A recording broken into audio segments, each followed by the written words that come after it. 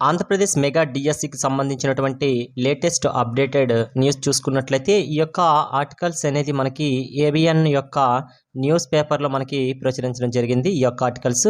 అయితే ఫస్ట్ చూసుకుంటే డిఎస్సిలో మరో ట్విస్ట్ అనే ఆర్టికల్ అనేది మనకి హెడ్లైన్స్తో ఏబిఎన్ న్యూస్ ఛానల్లో పేపర్లో అయితే రావడం జరిగింది.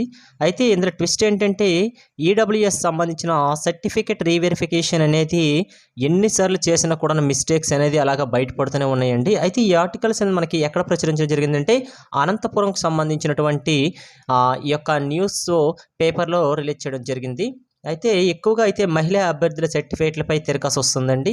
అయితే లేడీస్ విషయంలో ఎక్కువ ఈడబ్ల్యూఎస్ వస్తుంది. ఎందుకంటే వీళ్ళు మ్యారేజ్ అవ్వక ముందులో వాళ్ళ తండ్రి గారి పేరుతో ఈడబ్ల్యూఎస్ ఉంటుంది కదా, మ్యారేజ్ అయినా కూడాను వాళ్ళ తండ్రి గారి పేరుతోనే చూపించడం జరిగింది. అయితే ఎక్కడ తిరకాసు వస్తుందంటే వీళ్ళకి మ్యారేజ్ అయిన తర్వాత వీళ్ళ భర్త ఒకవేళ గవర్నమెంట్ ఎంప్లాయీ అయ్యి ఉండి, లేకపోతే బిజినెస్ మ్యాన్ అయ్యి ఉండి, వాళ్ళకి కోట్ల ఆస్తులు ఉండి కూడాను వాళ్ళ యొక్క ఇన్కమ్ అనేది 8 lakhs బిలోవే చూపించేసి ఈడబ్ల్యూఎస్ సర్టిఫికేట్స్ అయితే ఇష్యూ చేసిన రెవెన్యూ డిపార్ట్మెంట్ ఉంటాయి కదా, ఆ డిపార్ట్మెంట్స్ గురించి కూడా ఇన్వెస్టిగేషన్ జరుగుతుంది. ఈ యొక్క ఈడబ్ల్యూఎస్ సర్టిఫికేట్లు అనేది వీళ్ళు ప్రజెంట్ డాక్యుమెంట్ వెరిఫికేషన్లో చూపించారు. అయితే ఇందులో మ్యాక్సిమం ఒక 20 మెంబర్స్ అయితే ప్రజెంట్ ఐడెంటిఫై చేశారండి. ఇలాంటివి ప్రతి డిస్ట్రిక్ట్లో కూడా ఈడబ్ల్యూఎస్కి సంబంధించినటువంటి సర్టిఫికేట్ ఇష్యూస్ వచ్చాయి కాబట్టి ప్రతి డిస్ట్రిక్ట్లో కూడాను క్లారిటీగా రీవెరిఫికేషన్ చేస్తున్నారండి. ఈడబ్ల్యూఎస్ వాళ్ళకైతే పక్కకైతే కాల్స్ రాకపోవచ్చు ఇప్పటి వరకు, మేబీ రేపు రావచ్చు, లేకపోతే ఈరోజు నైట్ వరకు కూడా రావచ్చే అవకాశాలు ఉంటాయి. కాబట్టి వస్తూనే ఉంటాయి, చూసుకోండి ఈడబ్ల్యూఎస్ వాళ్ళు.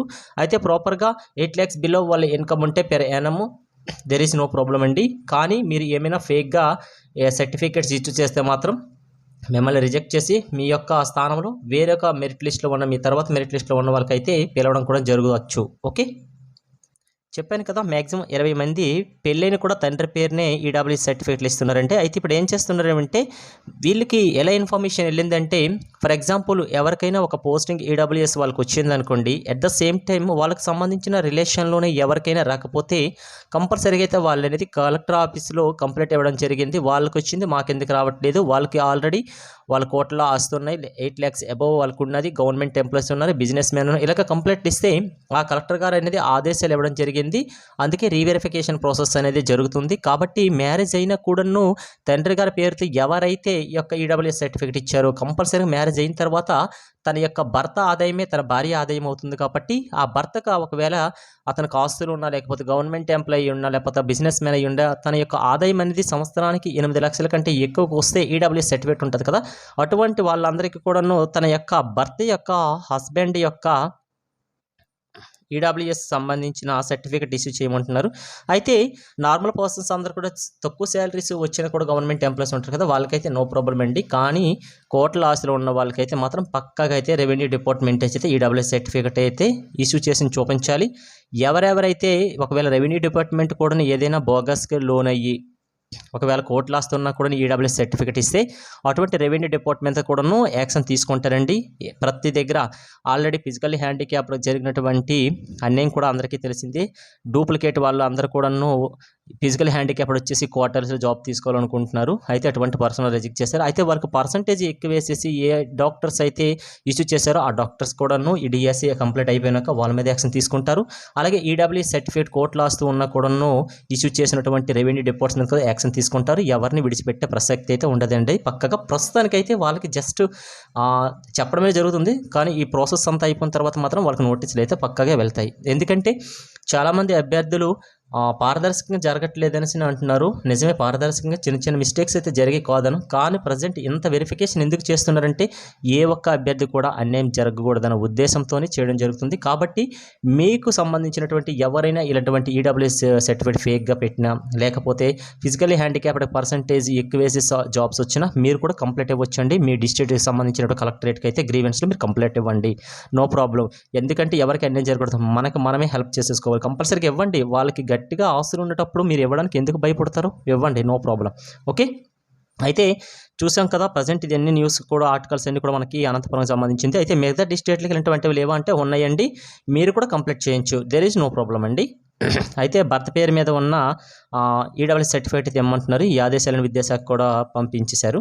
ఆల్రెడీ భర్త ఏ డిస్ట్రిక్ట్లో ఉన్నాడో ఆ డిస్ట్రిక్ట్లోనే సర్టిఫికేట్ ఇవ్వాలి. చాలామంది అమ్మాయిలు మ్యారేజ్ అయిపోయిన కూడాను ఇంకా తండ్రి గారి పేరు మీద ఈడబ్ల్యూఎస్ ఇచ్చారు కదా, వాళ్ళందరికీ కూడాను మ్యారేజ్ అయిపోయిందని తెలిసిపోయినప్పుడు వాళ్ళు కంపల్సరీగా భర్త యొక్క ఈడబ్ల్యూఎస్ సర్టిఫికేట్ ఇవ్వమంటున్నారు. ఇప్పుడు బోగస్లన్నీ కూడాను సైడ్ పెడతారండి, 100% రిజెక్ట్ చేస్తారండి. మీరు ఎవరు భయపడాల్సిన అవసరం. ఒకవేళ వాళ్ళకి పోస్టింగ్ కన్ఫర్మ్ అయిపోయినా కూడాను, పోస్టింగ్ కన్ఫర్మ్ అయిపోయినా కూడా కంప్లైంట్ వెళ్తే మాత్రం కంపల్సరీగా తీస్తారు.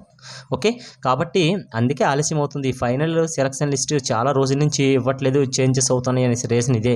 ప్రతి జిల్లాలో కూడా ఇటువంటివి బోగస్ ఉన్నాయి. ఓకే, అయితే భర్త ఆదాయం 8 లక్షల కంటే ఎక్కువ ఉంటే ఈడబ్ల్యూఎస్ సర్టిఫికేట్ అని ఇవ్వరు. ఓకే, కాబట్టి నెక్స్ట్ మెరిట్లో ఉన్న అభ్యర్థులకైతే చిన్న ఆశ, వీళ్ళని రిజెక్ట్ చేస్తే వాళ్ళ ప్లేస్లో నెక్స్ట్ ఈడబ్ల్యూఎస్ సర్టిఫికేట్ ఉన్న వాళ్ళకైతే పిలవడం జరుగుతుంది. కాబట్టి చిన్న ఆశ ఉందండి. అయితే ఇప్పటివరకు అయితే 4 సార్లు అయితే కాల్ లెటర్ సెండ్ చేశారు. అయితే ఇది 5వ సారి సెండ్ చేస్తారా లేదనేది చిన్న ఆశతో ఉన్నారండి. అయితే ఒకవేళ వీళ్ళు రిజెక్ట్ అయితే వాళ్ళ ప్లేస్లో నెక్స్ట్ మెరిట్లో ఉన్న వాళ్ళకైతే కంపల్సరీగా అయితే పిలుస్తారండి. వేకెన్సీ ఉండాలి, పెండింగ్ పోస్టులు ఏవి ఉంచారు. ఓకే, అయితే ఆల్రెడీ మనకి 2 డేస్ ముందు నుంచి అయితే లిస్ట్ అయితే అందరికీ తెలిసిపోయింది. 15వ తేదీన అయితే మనకి ఫైనల్ సెలక్షన్ లిస్ట్ వస్తుంది. ఫైనల్ సెలక్షన్ లిస్ట్లో ఎవరి నేమ్స్ అయితే ఉంటాయో వాళ్ళకి జాబ్ కన్ఫర్మ్ అయిపోయినట్టుగా. అయితే ట్రైనింగ్కి సంబంధించినటువంటి అలాగే అపాయింట్మెంట్ ఆర్డర్స్ అనేది మనకి ఈ యొక్క మెగా డిఎస్సి సభ జరుగుతుంది కదా 19వ తేదీన, ఆ రోజు ఇవ్వడానికి అయితే ప్లాన్ చేశారు. అయితే ప్రతి ఒక్కరు వెళ్ళాలా, 16,000 మంది మ్యాక్సిమం సెలెక్ట్ అయితే వాళ్ళందరికీ కూడా స్టేజ్ పైన ఇస్తారనేసి కొందరు కామెంట్స్ కూడా చేస్తున్నాడు. కొందరు కామెంట్స్ చేశారండి, నిజమేనండి. అందరికైతే పైన ఇవ్వలేకపోవచ్చు, కానీ మీ డిస్ట్రిక్ట్కి సంబంధించిన ప్రతి డిస్ట్రిక్ట్ సంబంధించిన డిఏఓ ఆఫీసర్ గారు మీకు వెరిఫికేషన్ చేసినటువంటి టీం మెంబర్స్ ఉంటారు కదా, ఆ టీంలో ప్రతి డిస్ట్రిక్ట్కి ఒక టీం ఉంది కదా, ఆ టీం మెంబర్స్ అయినా కూడాను మీకు అక్కడ ఇవ్వడం జరుగుతుంది. అయితే వెబ్ కౌన్సిలింగ్ అవ్వకుండా ఈ అపాయింట్మెంట్ ఆర్డర్స్ ఎలా ఇస్తారు అనేసి చాలామందికి అయితే కొందరికి డౌట్ కూడా ఉందండి. జస్ట్ అపాయింట్మెంట్ ఆర్డర్ అంటే మీరు జస్ట్ సెలెక్ట్ అయ్యారు, ఏ కేటగిరీలో సెలెక్ట్ అయ్యారు, మీ పోస్ట్ ప్రిఫరెన్స్ ఇచ్చారు కదా దానికి సెలెక్ట్ అయ్యారు అనే విషయం మాత్రమే ఉంటుందండి. మేనేజ్మెంట్ కోటాస్ మాత్రం అక్కడ చూపించాడు. దాని మీద మేనేజ్మెంట్ కోటాస్ అంటే మీరు ఏ స్కూల్కి సెలెక్ట్ అయ్యారు అనేది అయితే మాత్రం చూపించండి. జస్ట్ మీరు ఫస్ట్ ప్రిఫరెన్స్ ఇచ్చిన ఎడ్జిటీకి ఇచ్చారా, ఎస్ఏకి ఇచ్చారా, టీజీటీ ప్రిన్సిపలా ఇచ్చారు కదా, వాటికి సంబంధించినటువంటి సెలక్షన్ లిస్ట్లో ఉన్న మీ నేమ్స్ దీన్ని ఆర్డర్స్ ఇస్తారు. అయితే ఎప్పుడు మీకు ఏ స్కూల్కి మీకు అంటే ఏ స్కూల్ మీరు సెలెక్ట్ అయ్యారు, ఏ మేనేజ్మెంట్లో సెలెక్ట్ అయ్యారనే విషయం మాత్రం మనకి ఎక్కడంటే దసరా హాలిడేస్లో మనకి వెబ్ కౌన్సిలింగ్ అనేది కనెక్ట్ చేస్తారు. ఆ టైంలో మాత్రమే మనకు తెలుస్తుంది. కాబట్టి అదే రోజు అపాయింట్మెంట్ ఆర్డర్ ఇస్తారు.